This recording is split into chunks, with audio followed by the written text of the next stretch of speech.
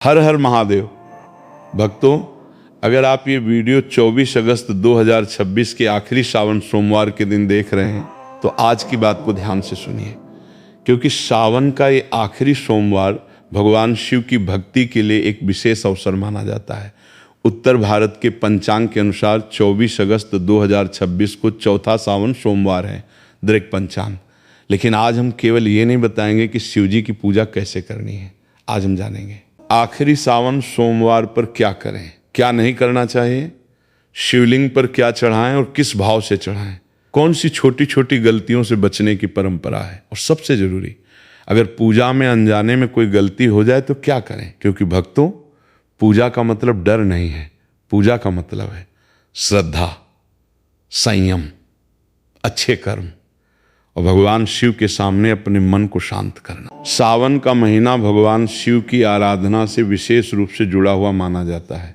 2026 में उत्तर भारतीय परंपरा के अनुसार सावन 30 जुलाई से 28 अगस्त तक है, द टाइम्स ऑफ इंडिया एक, और इसी सावन का अंतिम सोमवार 24 अगस्त को पड़ रहा है। इसलिए अगर आपने सावन के पहले 3 सोमवार को किसी कारण से पूजा नहीं की तो निराश मत होइए, अंतिम सोमवार को भी श्रद्धा से भगवान शिव का स्मरण कर सकते हैं। लेकिन याद रखिए, भगवान शिव को प्रसन्न करने का अर्थ केवल बहुत सारी सामग्री चढ़ाना नहीं है।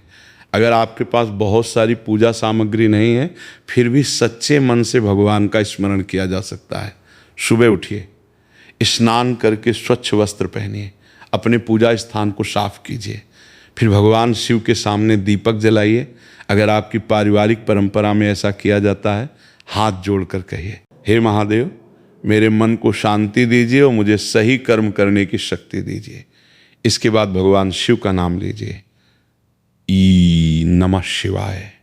अब भक्तों, आज की पहली सबसे महत्वपूर्ण बात, पहली बात, पूजा से पहले अपने मन को शांत करें। कई बार हम मंदिर पहुंचते ही जल्दी जल्दी पूजा शुरू कर देते हैं। जल चढ़ाया, फूल चढ़ाया, बेलपत्र चढ़ाया, मंत्र बोला और वापस आ गए। लेकिन कुछ क्षण भगवान के सामने बैठकर मन को शांत करने का समय नहीं निकाला। आज ऐसा मत कीजिए। सबसे पहले कुछ क्षण शांत बैठिए, अपनी परेशानियों को याद कीजिए, लेकिन उन्हें लेकर घबराइए मत। बस मन में कहिए, महादेव, जो मेरे नियंत्रण में है उसे सुधारने की शक्ति दीजिए, और जो मेरे नियंत्रण में नहीं है उसे स्वीकार करने का धैर्य दीजिए। अब एक छोटी कथा सुनिए। एक गांव में रघु नाम का व्यक्ति रहता था। वो भगवान शिव का बहुत बड़ा भक्त था। हर सावन मंदिर जाता, लेकिन उसकी एक आदत थी, वो पूजा करते समय भी अपने काम और पैसों की चिंता करता रहता। एक दिन वो मंदिर गया, उसने शिवलिंग पर जल चढ़ाया, लेकिन उसके मन में केवल एक सवाल था, मेरी समस्या कब खत्म होगी। वो मंदिर के बाहर बैठ गया। वहाँ एक बुजुर्ग व्यक्ति ने उससे पूछा, इतने परेशान क्यों हो? रघु ने कहा, मैं रोज भगवान को याद करता हूँ, फिर भी मेरी परेशानी खत्म नहीं होती। बुजुर्ग मुस्कुराए। उन्होंने कहा, तुम भगवान के सामने अपनी परेशानी लेकर आते हो, लेकिन क्या कभी अपना मन लेके भी आए हो? रघु समझ नहीं पाया। बुजुर्ग बोले, भगवान के सामने बैठकर कुछ समय सिर्फ शांत रहो। हर बार कुछ मांगना जरूरी नहीं, कभी कभी भगवान को धन्यवाद देना भी भक्ति है। रघु ने उस दिन पहली बार आंखें बंद की, कुछ मिनट शांत बैठा। उसकी समस्या वहीं थी, लेकिन उसका मन पहले जैसा बेचैन नहीं था। उसने सोचा, शायद मुझे अपनी परिस्थिति बदलने से पहले खुद को संभालना सीखना होगा। भक्तों, यही आज की पहली सीख है। महादेव से केवल समस्या खत्म करने की प्रार्थना मत कीजिए, समस्या का सामना करने की शक्ति भी मांगिए। अब दूसरी बात बहुत महत्वपूर्ण है। दूसरी बात, पूजा में दिखावे से ज़्यादा भाव रखें। आजकल हम पूजा करते समय फोटो और वीडियो बनाते हैं, ये अपने आप में गलत नहीं है, लेकिन भगवान के सामने बैठने का समय केवल कैमरे के लिए न बन जाए। कुछ मिनट मोबाइल दूर रखिए, भगवान शिव को याद कीजिए। अगर आप मंदिर में हैं तो मंदिर की व्यवस्था और दूसरे भक्तों का सम्मान कीजिए, और अगर घर पे पूजा कर रहे हैं तो शांत वातावरण बनाने की कोशिश कीजिए। भक्तों, अब बात करते हैं उस चीज़ की जिसे सावन में शिव भक्त सबसे ज़्यादा करते हैं, जलाभिषेक। भगवान शिव को जल अर्पित करना श्रद्धा का एक सरल माध्यम माना जाता है। अगर आपकी पारिवारिक परंपरा में शिवलिंग पर जल चढ़ाने की पूजा की जाती है तो श्रद्धा से जल अर्पित कर सकते हैं। लेकिन यहाँ एक बात बहुत जरूरी है, जल चढ़ाते समय केवल ये मत सोचिए मेरी इच्छा पूरी हो जाए, इसके साथ ये भी कहिए महादेव मेरे मन को पवित्र विचार दीजिए, मुझे सही रास्ते पर चलने की शक्ति दीजिए, मेरे परिवार में प्रेम बनाए रखिए। अब बात करते हैं बेलपत्र की। भगवान शिव की पूजा में बेलपत्र का विशेष धार्मिक महत्व माना जाता है। अगर आपके घर की परंपरा में बेलपत्र चढ़ाया जाता है तो श्रद्धा से अर्पित करें, लेकिन केवल बेलपत्र की संख्या को लेकर चिंता करने की जरूरत नहीं। आपके पास एक बेलपत्र है, श्रद्धा से चढ़ाइए, नहीं है तो भगवान का नाम लेकर प्रार्थना कीजिए।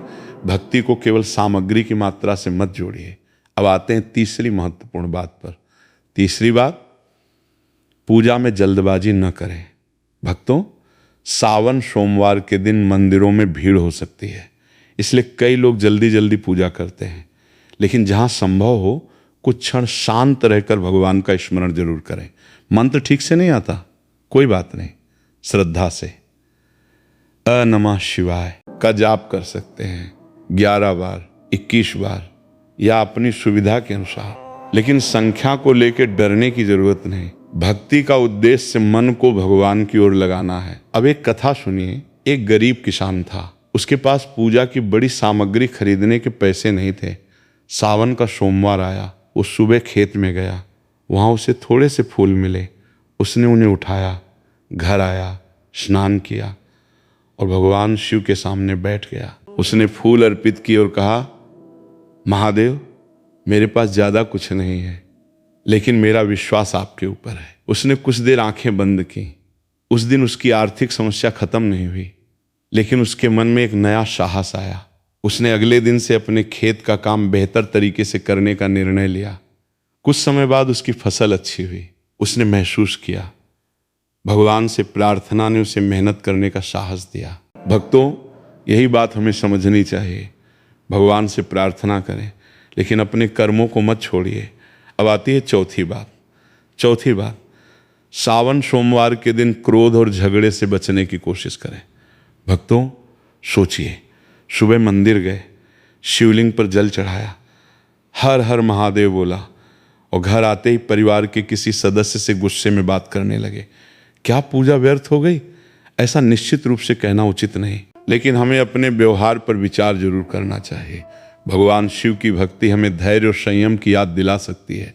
इसलिए आज अगर कोई आपको गुस्सा दिलाए तो तुरंत जवाब मत दीजिए, कुछ क्षण रुकिए, फिर बात कीजिए। अगर गलती आपकी है तो माफ़ी मांगिए, और अगर सामने वाले की गलती है तो भी अपनी भाषा को नियंत्रित रखिए, क्योंकि जीतना जरूरी नहीं, कई बार रिश्ता बचाना ज़्यादा जरूरी होता है। अब एक और ज़रूरी बात, अगर आप व्रत रखते हैं तो अपनी शारीरिक स्थिति और पारिवारिक परंपरा को ध्यान में रखें। व्रत के नाम पर अपने स्वास्थ्य को नुकसान पहुंचाना जरूरी नहीं। धार्मिक आचरण श्रद्धा के साथ होना चाहिए, डर के कारण नहीं। भक्तों, अब तक हमने पूजा में क्या करना चाहिए ये समझा। अब बात करते हैं क्या नहीं करना चाहिए। सबसे पहले 5वीं बात, जानबूझकर किसी को दुख पहुंचाने से बचें। सावन सोमवार को भगवान शिव की पूजा करने के साथ अपने व्यवहार को भी बेहतर बनाने का प्रयास करें। किसी को अपमानित न करें, किसी कमजोर व्यक्ति का मजाक न उड़ाएं, किसी जरूरतमंद को सिर्फ इसलिए न ठुकराएं कि वो आपके काम का नहीं है। अगर आपकी क्षमता हो तो किसी की मदद करें। यह जरूरी नहीं कि मदद हमेशा पैसे से हो।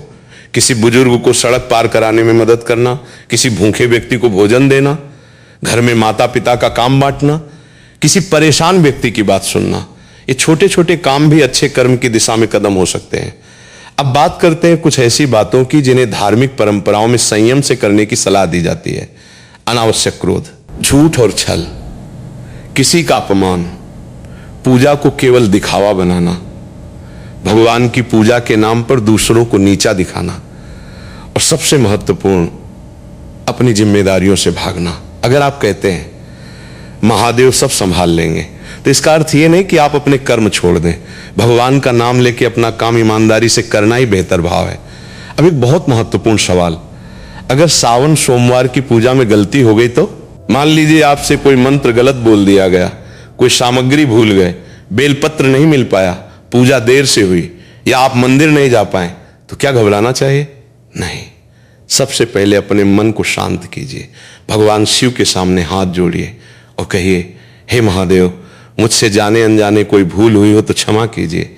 मुझे सच्चे मन से आपकी भक्ति करने और सही कर्म करने की बुद्धि दीजिए। इसके बाद अपनी पारिवारिक परंपरा के अनुसार जो पूजा संभव हो वो कर लें। अगर कोई विशेष विधि या प्रायश्चित आपकी परंपरा में है तो परिवार के बुजुर्ग या योग्य धार्मिक मार्गदर्शक से पूछ सकते हैं, लेकिन छोटी गलती के कारण पूरा दिन डर में बिताना जरूरी नहीं। अब एक बात और, अगर आप किसी कारण से मंदिर नहीं जा सकते तो घर पर भगवान शिव का स्मरण कर सकते हैं। एक दीपक, थोड़ा जल, कुछ क्षण ध्यान और जय नमः शिवाय, इतना भी श्रद्धा की शुरुआत हो सकता है। अब कल्पना कीजिए आपके जीवन में कोई बड़ी परेशानी चल रही है, पैसे की चिंता, नौकरी की चिंता, पढ़ाई का तनाव, घर में विवाद या भविष्य को लेकर डर। आज भगवान शिव के सामने बैठिए और अपनी परेशानी मन में रखिए, लेकिन ये मत कहिए महादेव बस इसे तुरंत खत्म कर दो। इसके साथ कहिए महादेव मुझे इसे संभालने की शक्ति दीजिए। अगर आर्थिक समस्या है तो कहिए मुझे सही निर्णय लेने की बुद्धि दीजिए। फिर अपने खर्चों को समझिए। अगर पढ़ाई की समस्या है तो कहिए मुझे एकाग्रता दीजिए और फिर किताब खोलिए। अगर नौकरी की समस्या है तो भगवान का नाम लेकर तैयारी कीजिए। अगर परिवार में विवाद है तो सही समय पर शांत बातचीत कीजिए। यही भक्ति और कर्म का संतुलन है। अब एक अंतिम कथा सुनिए। एक भक्त भगवान शिव से रोज कहता था महादेव मेरी जिंदगी बदल दीजिए। एक दिन उसे अपने गुरु से एक सवाल मिला, तुम अपनी जिंदगी बदलने के लिए क्या कर रहे हो? भक्त चुप हो गया।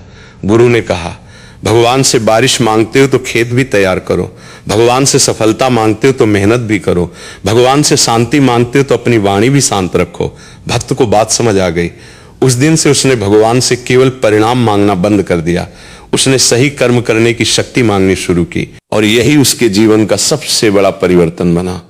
भक्तों, अब अंतिम भाग में हम भगवान शिव के सामने अंतिम प्रार्थना करेंगे और सावन के इस आखिरी सोमवार को एक ऐसा संकल्प लेंगे जिसे आप पूरे साल अपने जीवन में रख सकते हैं। हर हर महादेव। भक्तों, अब सावन के इस आखिरी सोमवार की पूरी बात को एक बार याद कर लीजिए। आज हमने सीखा, पहला, पूजा से पहले मन को शांत करना है। दूसरा, दिखावे से ज्यादा श्रद्धा को महत्व देना है। तीसरा, जल, बेलपत्र और पूजा सामग्री को श्रद्धा से अर्पित करना है, केवल संख्या या दिखावे के लिए नहीं। चौथा, क्रोध और अनावश्यक विवाद से बचने की कोशिश करनी है। पांचवा, भगवान से शक्ति मांगकर अपने कर्मों को ईमानदारी से करना है। और अगर पूजा में कोई छोटी गलती हो जाए तो डरना नहीं, सच्चे मन से क्षमा मांगना है, गलती को समझना है और आगे बेहतर करने की कोशिश करनी है।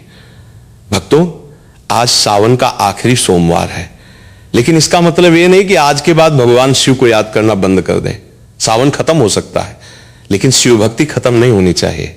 आज एक छोटा संकल्प लें, मैं सावन के बाद भी भगवान शिव को अपने अच्छे कर्मों के माध्यम से याद करूंगा। जब गुस्सा आएगा तो कुछ क्षण रुकूंगा, जब परेशानी आएगी तो घबराने के बजाय समाधान खोजूंगा, जब सफलता मिलेगी तो अहंकार से बचने की कोशिश करूंगा, जब असफलता मिलेगी तो उससे सीखने की कोशिश करूंगा, और जब किसी जरूरतमंद को देखूंगा तो अपनी क्षमता के अनुसार सहायता करने का प्रयास करूंगा। अब भगवान शिव के सामने हाथ जोड़िए, आंखें बंद कीजिए और मेरे साथ प्रार्थना कीजिए।